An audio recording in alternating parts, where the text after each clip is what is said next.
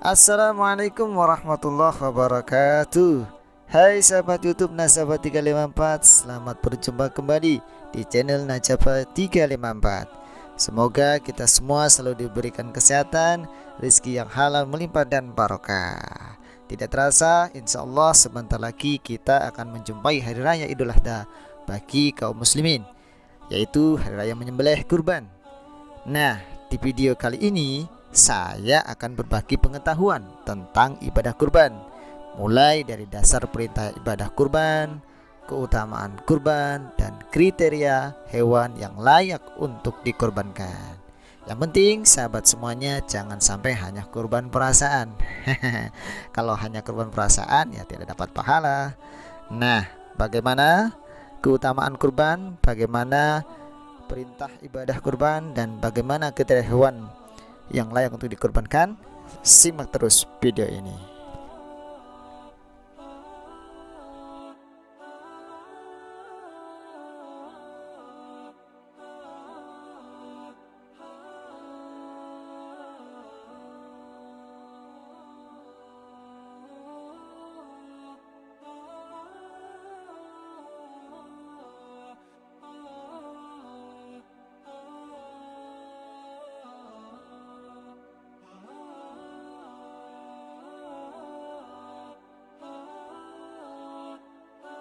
Baik, kita mulai dari dasar perintah ibadah kurban. Adapun dasar dalil perintah ibadah kurban yang pertama dijelaskan di dalam Al-Quran, yaitu surah Al-Kautsar ayat 2. Allah berfirman, "Fasholli lirabbika wanhar", yang artinya maka sholatlah engkau Muhammad, yaitu sholat id, dan menyembelihlah hewan kurban. Dari dasar dalil ini menunjukkan bahwasanya perintah kurban adalah perintah dari Allah Subhanahu wa taala. Adapun dasar dalil yang kedua dijelaskan di dalam hadis Ibnu Majah nomor hadis 3123.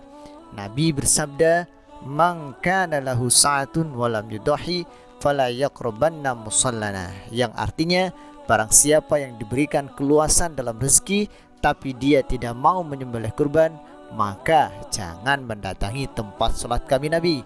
Artinya Nabi tidak butuh orang seperti itu.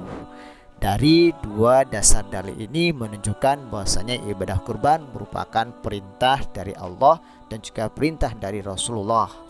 Oleh karena itu, kita sebagai kaum muslim yang diberikan oleh Allah keluasan rezeki, maka punya kewajiban untuk melaksanakan ibadah kurban. Semoga kita semuanya oleh Allah selalu diberikan rezeki yang halal, melimpah dan barokah yang bisa kita gunakan untuk ibadah kurban.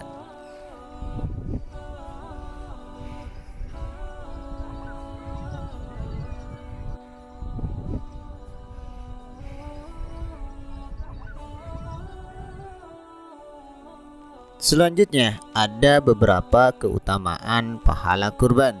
Yang pertama, pahala kurban membandingi pahala orang yang membela agama Allah dengan harta dan dirinya, kemudian meninggal di jalan Allah.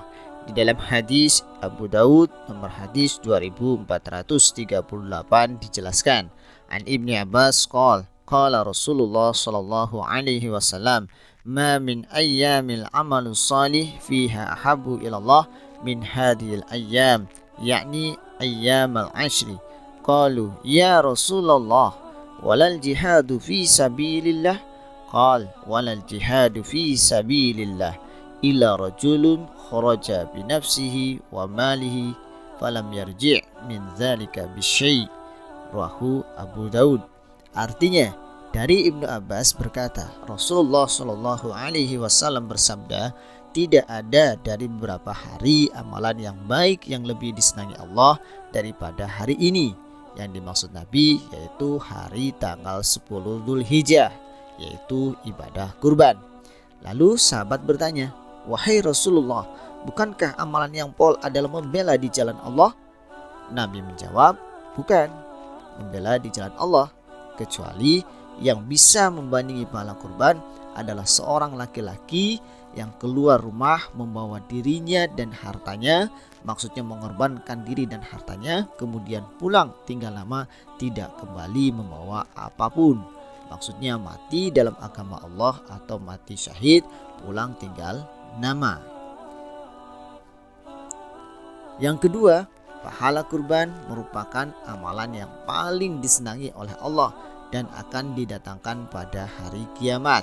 Di dalam hadis Tirmizi nomor hadis 1493 dijelaskan, an Aisyah anna Rasulullah sallallahu alaihi wasallam qala ma amila adamiyun min amalin yawman nahri ahabba ilallah min ihraqid dam innahu layati yawmal qiyamah biquruniha wa as'ariha wa adlafiha wa anna dama la yaqa'u min Allah bimakanin qabla an yaqa'a min al-ard fatibu biha nafsa, rawahu Tirmizi.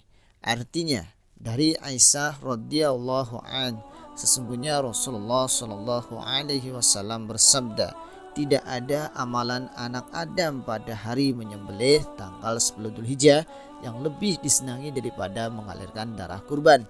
Sesungguhnya kurban akan didatangkan pada hari kiamat dengan tanduknya, rambutnya, dan kukunya. Maksudnya didatangkan dalam keadaan sempurna sebagai saksi.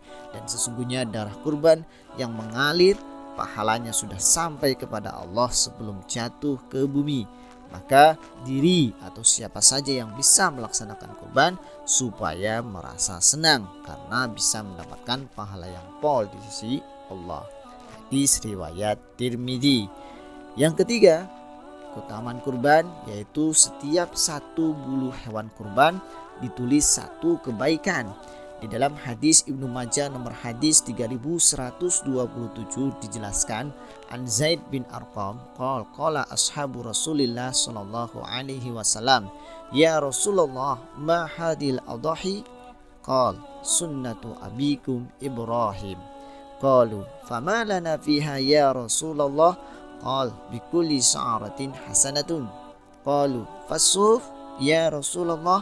Qal bikulli sa'aratin minasuf hasanatun. Artinya, dari Zaid bin Arqam berkata, sahabat Rasulullah sallallahu alaihi wasallam bertanya, ya Rasulullah, apakah ibadah kurban? Nabi menjawab, kurban adalah sunnahnya bapak kalian, yaitu Nabi Ibrahim. Lalu sahabat bertanya, maka apakah pahala bagi kita ya Rasulullah? Nabi menjawab, setiap satu rambut satu kebaikan. Lalu sahabat bertanya lagi, maka bulu halus ya Rasulullah? Nabi menjawab, setiap satu rambut dari bulu halus ditulis satu kebaikan. Hadis riwayat Sunan Ibnu Majah. Demikianlah beberapa keutamaan berkurban yang mana di situ banyak sekali pahala yang pol di sisi Allah yang bisa didapatkan. Semoga kita semuanya bisa melaksanakan ibadah kurban.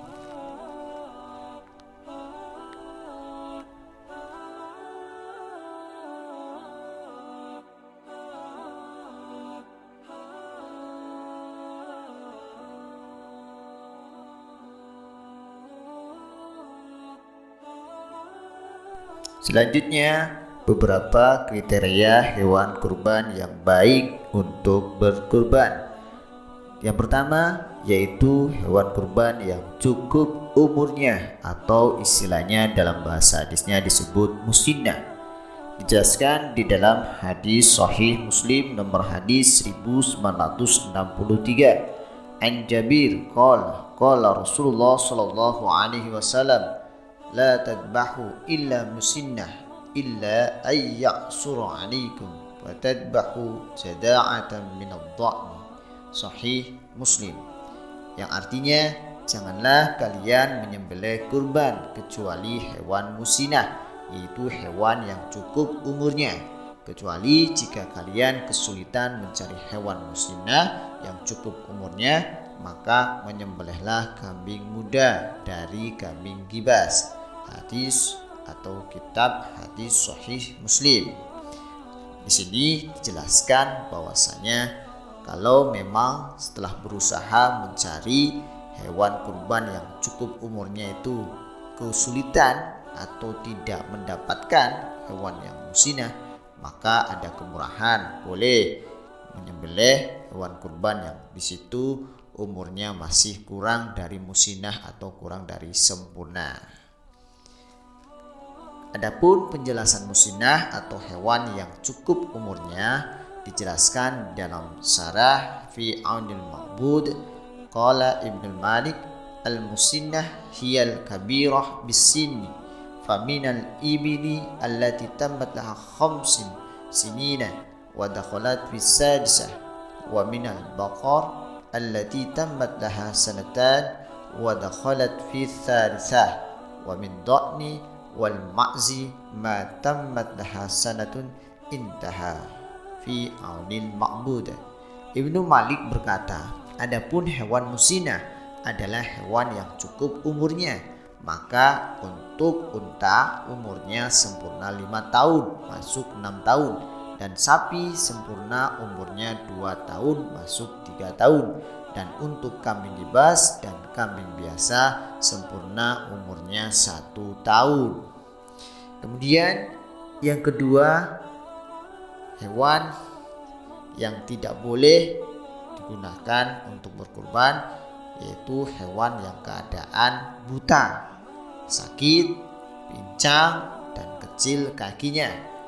Dijelaskan di dalam hadis Abu Dawud nomor hadis 2802 an Ubaid bin Fairuz qala sa'altu Bara bin Azib ma la yajuzu fil adahi faqala qama fina Rasulullah sallallahu alaihi wasallam wa asabi'i aqsaru min asabi'ihi wa anamili aqsaru min anamilihi faqala arba'un la tajuzu fil adahi faqala al-awra bayyinun awaruha wal maridah bayyinun maraduha wal arja bayyinun dhal'uha wal kasir allati la tanqa. Qala qultu fa inni akrahu ay yakuna fis sinni naqsun. Qala ma karihta fada'hu wa la tuharrimhu ala ahadin. Qala Abu Dawud laisa laha mukhun, rahu Abu Dawud. Artinya, dari Ubaid bin Fairuz, saya bertanya pada Bara bin Azib radhiyallahu an tentang hewan kurban yang diperbolehkan. Bara menjawab, saya berdiri di dekatnya Nabi Shallallahu Alaihi Wasallam yang waktu itu jari dan ruas jariku lebih pendek dari jari dan ruas jarinya Nabi. Ini menunjukkan Bara betul-betul menyaksikan atau dekat posisinya dengan Nabi di saat Nabi khutbah atau Nabi bersabda. Waktu itu Nabi bersabda ada 4 hewan yang tidak boleh digunakan untuk berkurban, yaitu yang pertama hewan yang buta sebelah yang jelas butanya, yang kedua hewan yang jelas keadaan sakit, terutama sekarang ini sedang mewabah penyakit yaitu penyakit mulut dan kuku. Nah, ini menjangkit terutama di hewan sapi, maka ketika kita membeli hewan sapi yang digunakan untuk berkurban ya supaya betul-betul selektif, betul-betul hati-hati ya, kalau bisa didampingi dengan dokter hewan sehingga bisa tahu keadaan hewan itu keadaan sakit atau tidak, atau terjangkit penyakit mulut atau kuku atau tidak, sehingga betul-betul bisa dipastikan hewan itu dalam keadaan sehat. Kemudian yang ketiga, hewan yang jelas keadaan pincang. Yang keempat, hewan yang kecil kakinya, maksudnya karena saking kecilnya sehingga kelihatan tulang sumsumnya yang putih. Ubaid berkata, saya benci apabila menyembelih hewan kurban yang umurnya kurang. Lalu Baro menjelaskan apa yang kamu benci, ya tinggalkanlah. Tapi kamu jangan mengharamkan pada orang lain yang menyembelih hewan kurban yang belum cukup umurnya. Karena memang ada kemurahan. Seumpama memang kesulitan ketika mencari atau membeli hewan kurban yang cukup umurnya kesulitan, yang dapat atau yang didapat hewan kurban yang belum cukup umurnya, maka di situ ada kemurahan atau ada kebolehan, maka tidak boleh sampai mengharamkan. Hadis riwayat Abu Dawud. Kemudian yang ketiga, Tidak boleh menyembelih hewan kurban yang sobek tanduknya dan telinganya melebihi separuh. Dijelaskan di dalam hadis Tirmidzi nomor hadis 1504, an Ali qala naha Rasulullah sallallahu alaihi wasallam ayyudahi bi adabil qarni wal udhun. Qala Qatadah fadakartu dzalika li Sa'id bin Musayyab faqala al-'adbu ma balagha nisfa fama fawqa dzalik, rahu at-Tirmidzi. Artinya dari Ali berkata, Rasulullah Shallallahu Alaihi Wasallam melarang menyembelih kurban yang sobek tanduknya dan telinganya. Qatadah berkata, saya bertanya tentang hadis ini kepada Sa'id bin Musayyab, lalu Sa'id menjelaskan hewan kurban yang dilarang yang sobek separuh atau melebihi separuh. Hadis riwayat Tirmidzi. Berarti harus dipastikan betul, jangan sampai keadaan hewan kurbannya keadaan cacat, apalagi sobek tanduknya atau telinganya melebihi separuh lebih. Selama di situ sobeknya atau cacatnya tidak melebihi separuh lebih, apakah itu tanduknya atau telinganya tidak sampai cacat melebihi separuh lebih, maka di situ masih ada kebolehan. Tapi kalau sudah melebihi dari separuh sobeknya atau cacatnya, telinganya atau tanduknya, maka di situ tidak boleh digunakan untuk menyembelih hewan kurban. Demikianlah video tentang seputar atau ibadah kurban. Semoga Allah memberikan manfaat dan barokah bisa melaksanakan ibadah kurban. Alhamdulillah, jazakumullah khairan. Sampai berjumpa kembali di video selanjutnya. Jangan lupa untuk subscribe, like, and share. Alhamdulillah, jazakumullah khairan. Wassalamualaikum warahmatullahi wabarakatuh.